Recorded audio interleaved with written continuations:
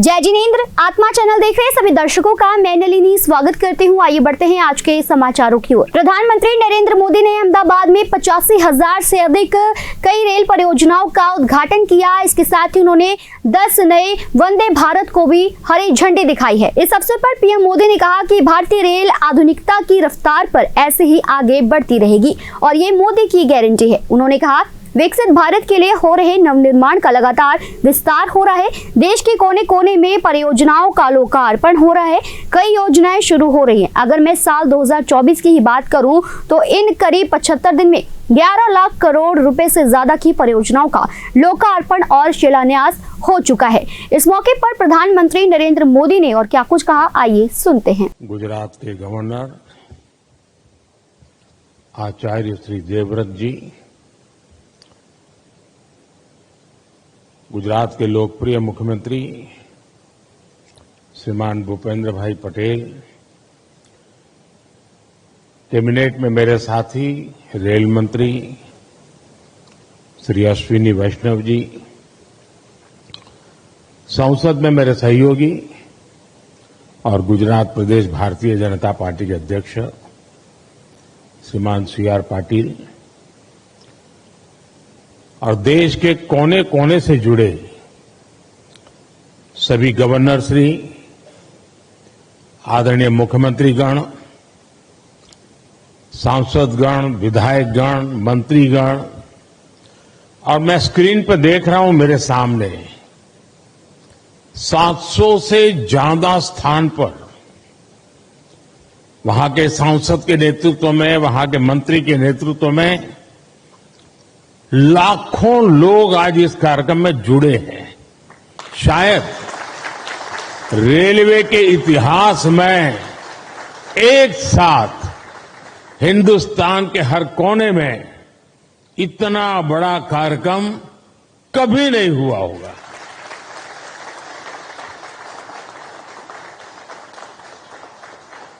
सौ साल में पहली बार हुआ ये कार्यक्रम होगा। मैं रेलवे को भी इस भव्य आयोजन के लिए बहुत बहुत बधाई देता हूं।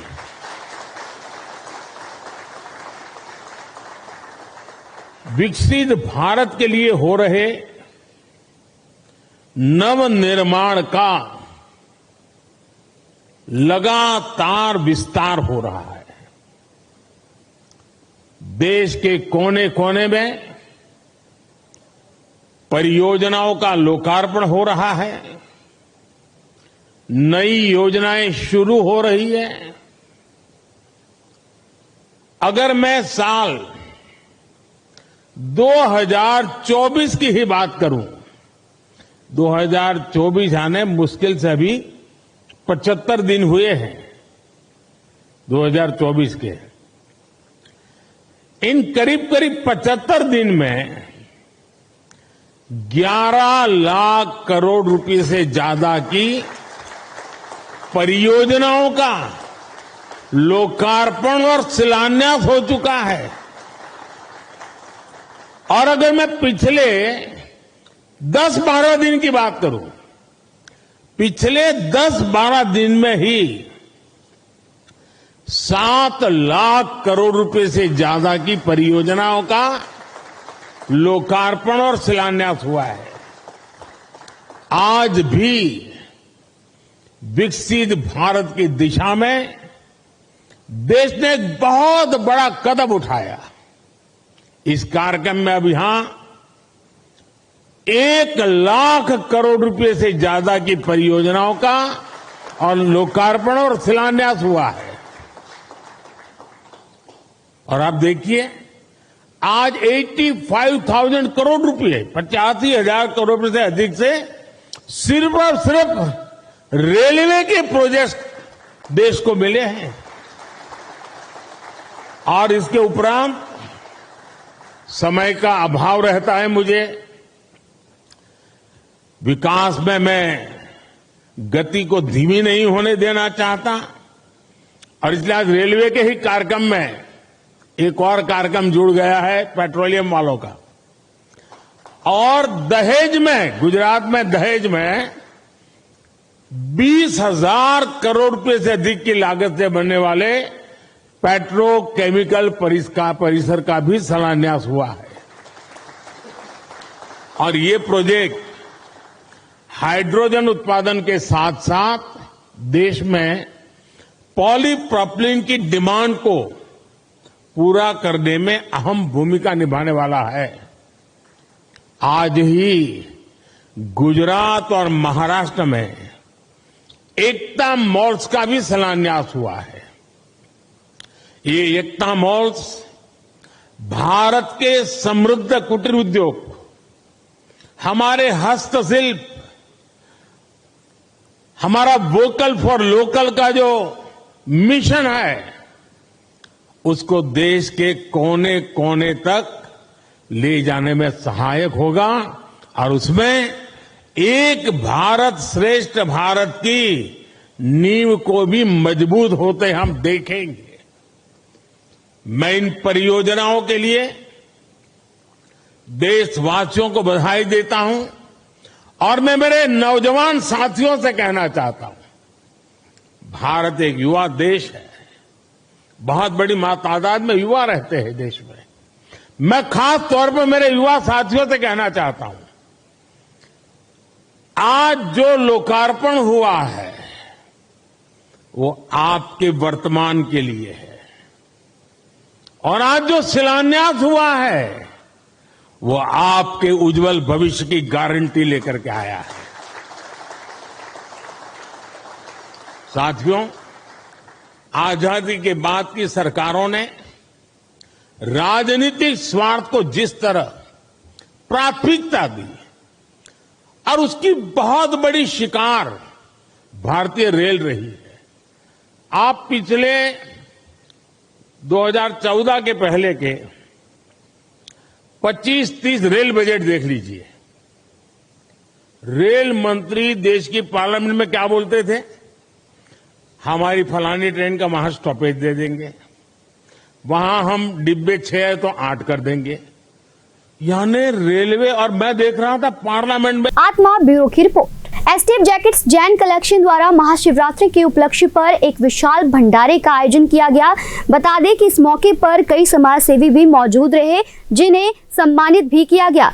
और आपको बता दें कि जैन कलेक्शन एसटीएफ जैकेट्स के द्वारा हर साल बहुत ही हर्षोल्लास के साथ महाशिवरात्रि के उपलक्ष्य पर भंडारे का आयोजन किया जाता है और इस मौके पर विभिन्न समाज सेवी भी पहुंचे हैं। भंडारे के बारे में अधिक जानकारी देते हुए अशोक जैन एसटीएफ व अन्य समाज सेवियों ने क्या कुछ कहा, आइए सुनते हैं। आज शिवरात्रि के महोत्सव के विच जिहड़ा हर साल की तरह भंडारा अशोक जैन जी तरफों एसटीएफ फर्म महला कटहर दे विच लगाया जा रहा है। ये 12वां जिहड़ा भंडारा है, ये हर साल भंडारा लगाते हैं और इत्थे दे लोग प्रसाद खा के भोले शंकर का नाम लैके आशीर्वाद लेंदे है और उहदा परिवार सुखी शांत रहे और ये प्रसाद खा के भोले शंकर का आशीर्वाद मिलता है। मैं शिवरात्रि के त्यौहार ते शहर वासियों ने बहुत बहुत मुबारकबाद दिना। जय शंकर भोले भगवान की जय। ਅੱਜ ਨਿਊ ਯੰਗ 5 ਸਟਾਰ ਕਲੱਬ ਦੇ ਸੁਰੱਖਿਅਕ ਸ਼੍ਰੀ ਅਸ਼ੋਕ ਜੈਨ ਐਸਟੀਐਫ ਵਾਲਿਆਂ ਨੇ ਬਹੁਤ ਵੱਡਾ ਇੱਕ ਲੰਗਰ ਜੋ ਕਿ ਕਟਰਾ ਨੋਰੀਆ ਦੇ ਵਿੱਚ ਲਗਾਇਆ ਗਿਆ ਹੈ। ਅਸੀਂ ਆਪਣੀ ਪੂਰੀ ਨਿਊ ਯੰਗ 5 ਸਟਾਰ ਕਲੱਬ ਦੀ ਟੀਮ ਸ਼੍ਰੀ ਅਸ਼ੋਕ ਜੈਨ ਜੀ ਦੇ ਇਸ ਪ੍ਰਯਾਸ ਨੂੰ ਸਰਾਹਨਾ ਕਰਦੇ ਹਾਂ ਤਾਂ ਭਗਵਾਨ ਭੋਲੇਨਾਥ ਦਾ ਆਸ਼ੀਰਵਾਦ ਜੈਨ ਪਰਿਵਾਰ ਤੇ ਇਸ ਤਰ੍ਹਾਂ ਹੀ ਬਣਿਆ ਰਹੇ। ਹਰ ਹਰ ਮਹਾਦੇਵ। ਅੱਜ ਦੇ ਇਸ ਭੋਲੇ ਸ਼ੰਕਰ ਦੇ ਕਾਰਜਕ੍ਰਮ ਤੇ ਸਾਡਾ 12ਵਾਂ ਲੰਗਰ ਹੈ। ਅਸੀਂ ਸਾਰੇ ਭਗਤਾਂ ਨੂੰ ਬੜੀ ਮਿਹਰਬਾਨੀ ਜਿਹੜੇ ਸਾਡੇ ਦਰਬਾਰ ਤੇ ਆਉਂਦੇ ਨੇ ਭੋਲੇਨਾਥ ਦੇ ਲੰਗਰ ਛਕਣ ਲਈ, ਸਭ ਨੂੰ ਬੜੀਆਂ ਖੁਸ਼ੀਆਂ ਸਾਨੂੰ ਮਿਲਦੀਆਂ। सब का धन्यवाद। लुधियाना से कैमरामैन नवल के साथ राजेश मेहरा की रिपोर्ट। पीआरटीसी और पनबस कर्मचारियों द्वारा लगातार पंजाब सरकार के खिलाफ प्रदर्शन किया जा रहा है। अपनी मांगों को लेकर आपको बता दें कि पीआरटीसी और पनबस कर्मचारियों द्वारा पंजाब सरकार द्वारा सुनवाई न होते देख के सरकारी बस सेवा बंद करने का ऐलान किया गया है और प्रदेश से बाहर कई सरकारी बसों को वापस डिपो में बुला लिया गया। पीआरटीसी और पनबस कर्मचारी यूनियन के प्रधान कुलदीप सिंह ने बताया कि 2022 के विधानसभा चुनाव में पीआरटीसी और पनबस के कर्मचारियों द्वारा बदलाव के नाम पर बड़े स्तर पर बसों में जहां प्रचार किया गया, वहीं रिवायती सियासी पार्टियों को पिछाड़ते हुए आम आदमी पार्टी की पंजाब में सरकार बनी, परंतु मुख्यमंत्री बनते ही भगवंत मान द्वारा जो वादे किए गए थे उनकी ओर कोई ध्यान नहीं दिया गया। बार बार बैठकों का दौर चलने के बावजूद भी सुनवाई न होती देख परेशान पीआरटीसी और पनबस के कर्मचारियों द्वारा 2024 की लोकसभा चुनाव से पहले अपनी मांगों को लागू करवाने के लिए संघर्ष का बिगुल बजाया गया है।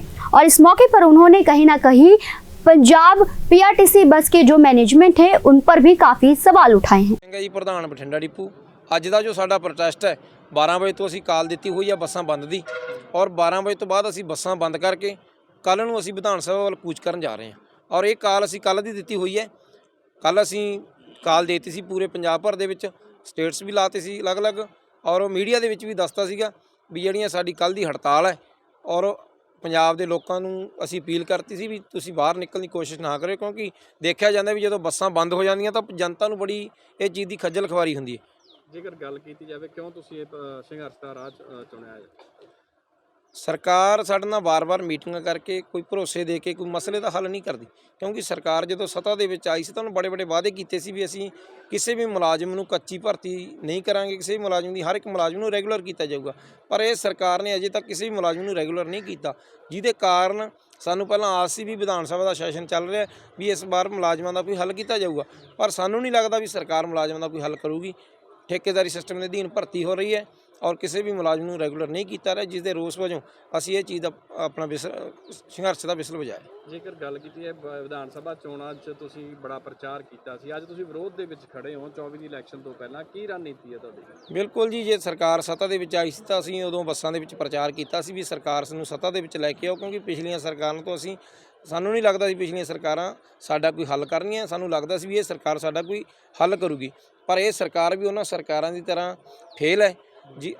ਅੱਗੇ ਦੀ ਸਾਡੀ ਰਣਨੀਤੀ ਹੈ ਵੀ ਜੇਕਰ ਸਰਕਾਰ ਨੂੰ ਅਸੀਂ ਸੱਤਾ ਦੇ ਵਿੱਚ ਲੈ ਕੇ ਆ ਸਕਦੇ ਹਾਂ, ਕਿਉਂਕਿ ਮੁੱਖ ਮੰਤਰੀ ਖੁਦ ਆਪਦੇ ਜਵਾਨਾਂ ਨੂੰ ਇਹ ਕਹਿੰਦਾ ਵੀ ਇਹ ਲੋਕ ਨੇ, ਜੇ ਲੋਕ ਚਾਹਣ ਤਾਂ ਥੱਲੋਂ ਚੱਕ ਕੇ ਉੱਪਰ ਲੈ ਜਾਂਦੇ ਨੇ, ਉੱਪਰੋਂ ਨੀਚੇ ਲਾ ਦਿੰਦੇ ਆ, ਤਾਂ ਉਹਦੇ ਤਹਿਤ ਹੀ ਅਸੀਂ ਮੁੱਖ ਮੰਤਰੀ ਜੀ ਨੂੰ ਯਾਦ ਕਰਾਉਣਾ ਚਾਹੁੰਦੇ ਹਾਂ ਵੀ ਜੇਕਰ ਅਸੀਂ ਤੁਹਾਨੂੰ ਮੁੱਖ ਮੰਤਰੀ ਬਣਾ ਸਕਦੇ ਹਾਂ ਤਾਂ ਮੁੱਖ ਮੰਤਰੀ ਦੇ ਅਹੁਦੇ ਤੋਂ ਲਾ ਵੀ ਸਕਦੇ ਹਾਂ, ਕਿਉਂਕਿ ਪੰਜਾਬ ਦੀ ਜਨਤਾ ਹੁਣ ਅਵੇਅਰਨੈਸ ਹੈ ਚੀਜ਼ਾਂ ਬਾਰੇ, ਜਿਹੜਾ ਕੋਈ ਚੰਗਾ ਜਾਂ ਸਹੀ ਦਾ ਫੈਸਲਾ ਕਰਨ ਜਾਣਦੀ ਹੈ। ਜੇਕਰ ਤੁਸੀਂ ਪੰਜਾਬ ਦੀ ਜਨਤਾ ਦੀ ਖੱਜਲ ਖਵਾਰੀ ਕਰੋਗੇ, ਕਿਸੇ ਵੀ ਵਿਭਾਗ ਦਾ ਕੋਈ ਕੰਮ ਨਹੀਂ ਕਰੋਗੇ ਜਾਂ ਵਿਭਾਗ ਨੂੰ ਵਾਧੇ ਦੇ ਵਿੱਚ ਨਹੀਂ ਲੈ ਕੇ ਜਾਓਗੇ, ਤਾਂ ਉਹ ਦਿਨ ਦੂਰ नहीं ਜਦੋਂ ਦੂਜੀਆਂ ਸਰਕਾਰਾਂ ਦੇ ਵਿੱਚ ਵੀ ਤੁਹਾਨੂੰ ਵੀ ਸੱਤਾ ਦੇ ਵਿੱਚੋਂ ਬਾਹਰ ਕਰ ਦਿੱਤਾ ਜਾਊਗਾ। आत्मा ब्यूरो की रिपोर्ट। बरनाला के मशहूर कस्बा महल कला में एक कव्वाली समागम का आयोजन करवाया गया। बता दें कि बरनाला के मशहूर कस्बा महल कला की अमन मुस्लिम वेलफेयर कमेटी रजिस्टर महल कला द्वारा और बागवाला पीर खाना के मुख्य प्रबंधक और गद्दी नशीन डॉक्टर मिट्ठू मोहम्मद की देखरेख में हर साल की तरह इस साल भी 24वां सालाना कव्वाली समागम और विशाल भंडारा श्रद्धा भावना के साथ आयोजित किया गया। मेला प्रबंधक डॉक्टर मोहम्मद दिलशाद अली, डॉक्टर काका मोहम्मद शमशेर अली, लकी पासी, अरस विकी आदि ने जानकारी देते हुए बताया कि पंजाब के मशहूर कव्वाल Dilshad Jamalpuri and party, Samrat Raikoti and party, Meenu कव्वाल एंड पार्टी चुंगा वाले कव्वाला ने कव्वालियां सुनाकर सूफी रंग के साथ जोड़ा। वहीं इस मौके पर विशाल भंडारे का भी आयोजन किया गया। आज का जो प्रोग्राम है ये हर साल होता है हमारे यहाँ दरगाह शरीफ का 24वां सालाना प्रोग्राम है और डॉक्टर मोहम्मद मिट्ठू साहब जी कराते हैं। 24 साल हो गए, इस साल भी बहुत खलीफा लोग आए हैं और संगत तो बेगिनत आती है, हज़ारों की तादाद में संगत आती है कि और अपनी मनोकामना पूरी करते हैं। सरकार जो बाग वाले पीर हैं बहुत अच्छे बुजुर्ग हैं और मैं ये कहूँगा कि जितनी भी पब्लिक सरकार से जुड़ी हुई है वो इसी तरह से जुड़ी रहे। हमें बहुत खुशी हो रही है दरबार को देखकर। एक दिन वो भी था कि ये दरबार बहुत किसी काम का नहीं था, बिल्कुल सूना था और कोई इसका एहतमाम नहीं होता था। आज बड़ी खुशी हो रही है सरकार के रोज़े को देखकर और पब्लिक को देखकर। हम हर साल आते हैं पर इस साल और ज़्यादा खुशी हो रही है और ये साल इसी तरह से ये प्रोग्राम होता रहे। मेरी तो ये तमन्ना है आने वाली दुनिया इससे फैज़ पाती रहे। बरनाला से लक्षदीप गिल की खास रिपोर्ट। अमृतसर के जंडियाला गुरु में महाशिवरात्रि के उपलक्ष्य पर नैयर परिवार द्वारा विशाल भंडारे का आयोजन किया गया। जैसा कि आप सभी जानते हैं कि महाशिवरात्रि का पर्व हर साल बहुत ही हर्षोल्लास के साथ मनाया जाता है। इस मौके पर कई विभिन्न संस्था अपने अपने स्तर पर भंडारे का आयोजन करती हैं। वहीं अमृतसर के जंडियाला गुरु में भी महाशिवरात्रि के उत्सव को लेकर जंडियाला गुरु काला शाह शालेरवाला नाम के साथ जानी जाती नैयर परिवार के द्वारा भी शिवरात्रि का लंगर लगाया गया है। इस मौके पर नैयर परिवार ने जानकारी देते हुए क्या कुछ बताया, आइए सुनते हैं। काले शाह जी शालेरवाले हर साल शिवरात्रि का लंगर लाते हैं। सरकार जो साडे प्रधान जी रविंद्रपाल सिंह जी कुक्कू, साबका प्रधान नगर कौंसल जंडियाला गुरु मनजिंदर सिंह जी सरजा, साबका प्रधान आरती जंडियाला गुरु गोल्डी शर्मा जी, काउंसलर जंडियाला गुरु रिपन जी, गौतम जी, दीपू जी, सारे इस तरह ये लंगर लाते हैं। परमात्मा कृपा करे इस तरह चढ़ती कला रखे सारे परिवार को, इदा ही लंगर लाते रहन। इस परिवार को लख लख बधाई आ शिवरात्रि की। महाशिवरात्रि जी का लंगर हर साल लाया जाता भोले भंडारी जी का काले शहरी शैलर वाले वालों, सारे परिवार वालों, सारे भाजी कुक्कू प्रधान जी मनजिंदर भाजी होनी काले शहरी सारे अपने परिवार वालों सब नूं लख लख बधाई होवे जी। जय शंकर संगतां नूं शिवरात्रि दे शुभ अवसर ते साडे परिवार नैयर परिवार वालों असीम कृपा प्रभु दी हुई है कि लंगर दी अज हाज़री लगवाई है ते प्रशादा महाशिवरात्रि दी सारी संगत नूं सारे भरावां नूं भैणां नूं बहुत बहुत मुबारक ते परमात्मा चढ़दी कला रखे। इसे तरह ही हर साल लंगर लगांदे रहन ते जरूरतमंदा लोकां दी इच्छावां पूरी करन। जंडियाला गुरु से परमजीत सिंह की रिपोर्ट। मां चिंतपूर्णी हेल्पिंग क्लब द्वारा लुधियाना के खुड मोहल्ला में महाशिवरात्रि के उपलक्ष्य पर दूसरा वार्षिक भंडारा आयोजित किया गया। बता दें कि मां चिंतपूर्णी हेल्पिंग क्लब द्वारा हर साल भंडारे का आयोजन किया जाता है, जिसमें कई संगत जो है वो बढ़ चढ़कर हिस्सा लेती है। इस बार भी कई संगतों ने बढ़ चढ़कर इस महाशिवरात्रि के उपलक्ष्य पर इस भंडारे में अपना सहयोग दिया और कई लोगों ने इस भंडारे का जो है लाभ भी लिया। हाँ जी, अज मां चिंतपूर्णी हेल्पिंग क्लब वालों दूसरा वार्षिक भंडारा खुड महल्ले कराया गया। ये सारी साड़ी एनजीओ के मैंबर तो मुहल्ला निवासियों ने बहुत साथ दिता है। खास तौर पर साढ़े बाबा जी गारदास जी इन्होंने साड़ा बहुत साथ दिता। इन्होंने दम असी विशाल भंडारा कर सके हैं तो असी परमात्मा की अरदास करते हैं कि हर साल ये भंडारे को इस तो होर वधिया करते रहिए। जय भोलेनाथ। लुधियाना से नवल की रिपोर्ट। सिंगर विशाल कतना की भेंटें लोगों को काफी ज्यादा पसंद आ रही है। बता दें कि विशाल कतना ने मां चिंतपूर्णी दरबार में नतमस्तक होकर मां का आशीर्वाद प्राप्त किया है। पंजाब के जिला होशियारपुर से मशहूर धार्मिक सिंगर विशाल कतना की भेंटें इन दिनों यूट्यूब पर लोगों को काफी पसंद आ रही है। विशाल कतना की भेंटें माता रानी के भक्तों को मंत्रमुग्ध कर देती हैं। यही कारण है कि विशाल कतना की भेंटों के आने का लोग बेसब्री से इंतजार करते हैं। उनकी भेंटें दरबार चिंतपूर्णी दे मंदिर शेरा वाले दा मेरी चिंतपूर्णी मां चिंतपूर्णी मैया दे दर चलिए मैया जी के खुल गए द्वार लोगों में काफी प्रसिद्ध हैं। अपनी मधुर आवाज के लिए सिंगर विशाल कतना दर्शकों में अपनी एक अलग ही पहचान बना चुके हैं और यही कारण है कि उनके द्वारा गाई हुई भेंटों को लोग काफी ज्यादा पसंद करते हैं। उनकी सारी भेंटें टी सीरीज कंपनी की होती हैं। मंगलवार को चिंतपूर्णी मंदिर में माता रानी के दर्शनों को पहुंचे सिंगर विशाल कतना ने कहा कि चिंतपूर्णी माता रानी के आशीर्वाद से ही वे यहां तक पहुंचे हैं और वे सभी भक्तजनों का दिल से धन्यवाद करते हैं जो उनकी भेंटों को काफी ज्यादा पसंद करते हैं। इस मौके पर उन्होंने माता रानी की भेंट भी चिंतपूर्णी मंदिर में गाकर लोगों को सुनाए। वहीं पर लोगों ने भी इन भजनों को सुनकर आनंद लिया। जय माता दी जी सारिਆਂ ਨੂੰ। मैं हाँ सिंगर विशाल कतना हुशियारपुर तो जी ते हर मंगलवार मेरी हाज़री होती है मां चिंतपूर्णी के दरबार पर ते मैं अमन जी का बहुत बहुत दिलों थैंक्स करता। माता चिंतपूर्णी इन्हां ते हमेशा कृपा करे जी।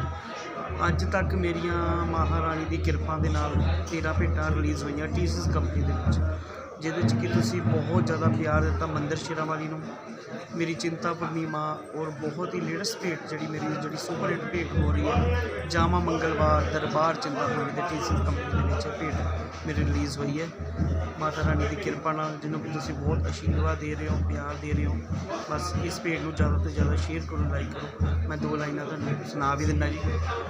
जामा मंगलवार में दरबार चिंतापूर्णी दे जाके रज रज पावा मैं दीदार चिंतापूर्णी दे मैया मैनू आप बुलांदी सुते नू आण जगांदी है मैया मैनू आप बुलांदी सुते नू आण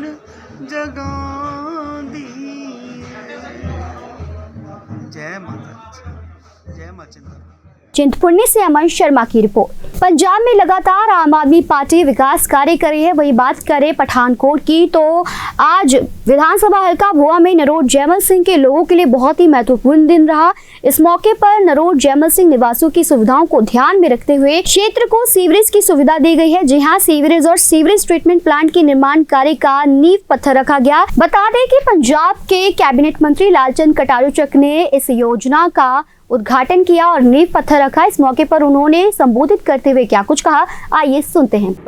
आज बहुत इतिहासक दिन है मेरे हल्के लिए ते खास करके नरोट जैमल सिंह नगर पंचायत के लिए बहुत इतिहासक दिन है कि अज इस नगर पंचायत नूं कवर करने के लिए सीवरेज की व्यवस्था वास्ते मानयोग मुख मंत्री सरदार भगवंत सिंह मान जी ने 16 करोड़ 98 लाख रुपया इस नगर नूं दिता।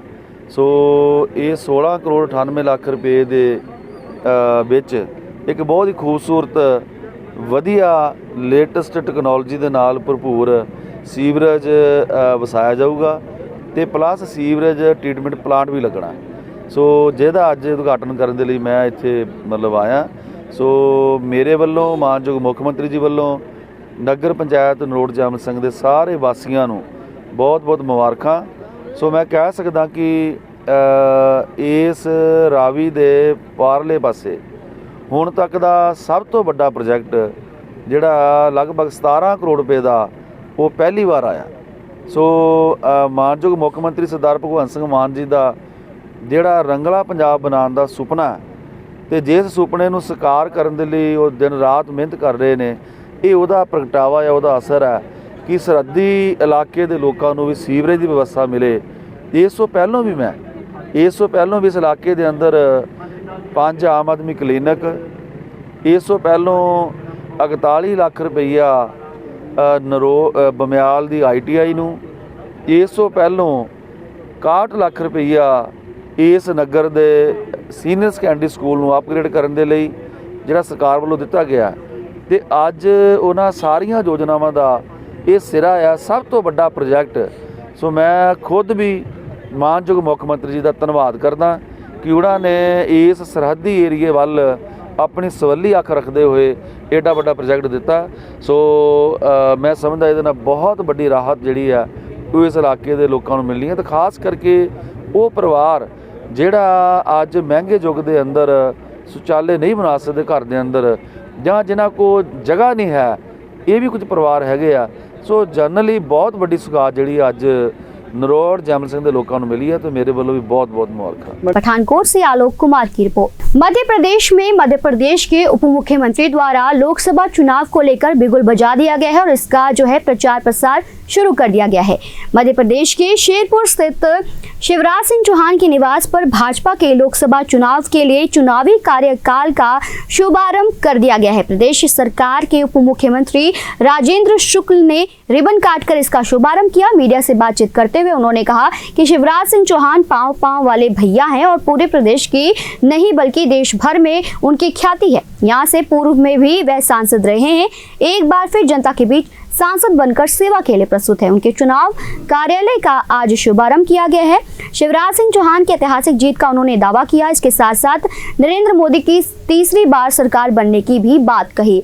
इस मौके पर उन्होंने और क्या कुछ कहा, आइए सुनते हैं। जैसा आप लोगों ने कहा, चुनाव का शंखनाद हो गया है।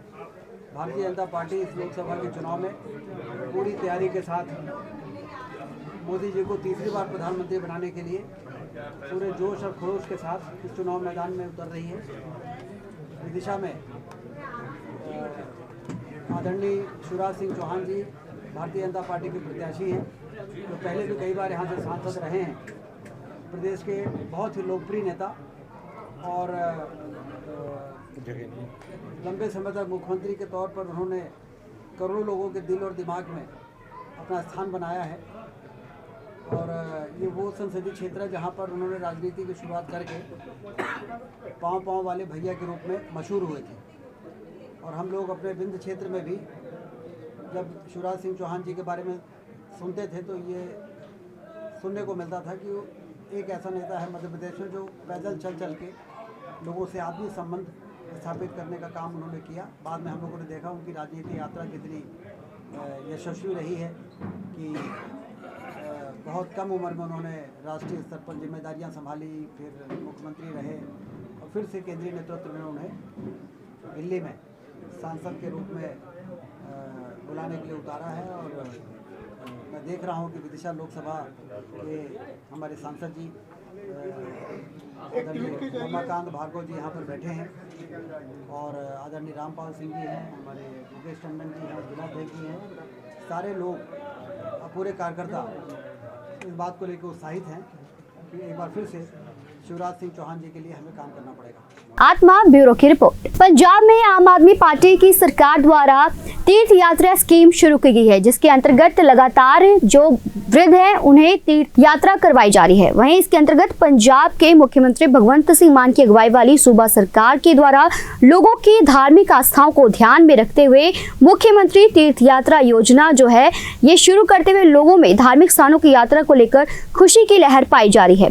आज विधानसभा हल्का भुआ के मलिकपुर से 42 श्रद्धालुओं को लेकर एक बस श्री आनंदपुर साहिब, माता नैना देवी, माता चिंतपूर्णी और माता ज्वाला जी के दर्शनों के लिए रवाना हुई, जिसे पंजाब के कैबिनेट मंत्री लालचंद कटारुचक ने हरी झंडी दिखाई। इस मौके पर लोगों को संबोधित करते हुए पंजाब के कैबिनेट मंत्री लालचंद कटारुचक ने क्या कुछ कहा, आइए सुनते हैं। फिर एक बार मुख्यमंत्री तीर्थ यात्रा योजना के तहत हल्का भोए दे विचों पिंड मलकपुर तो बस रवाना हुई है। सो सब तो पहलों तो ਜਿਹੜੇ ਅੱਜ यात्री इस ਬੱਸ ਦੇ ਵਿੱਚ ਜਾ ਰਹੇ ਨੇ, मैं ਉਹਨਾਂ ਦੀ ਤੰਦਰੁਸਤੀ ਦੀ ਦੁਆ ਕਰਦਾ। ਔਰ ਇਹ ਬੱਸ ज्वाला जी, माता नैना देवी ਤੇ माता चिंतपूर्णी ਦੇ ਦਰਸ਼ਨਾਂ ਲਈ ਜਿਹੜੀ ਆ ਉਹ ਜਾ ਰਹੀ ਹੈ। ਸੋ ਇਹਨਾਂ ਯਾਤਰੀਆਂ ਨੂੰ ਬਹੁਤ ਬਹੁਤ ਮੁਬਾਰਕਾਂ।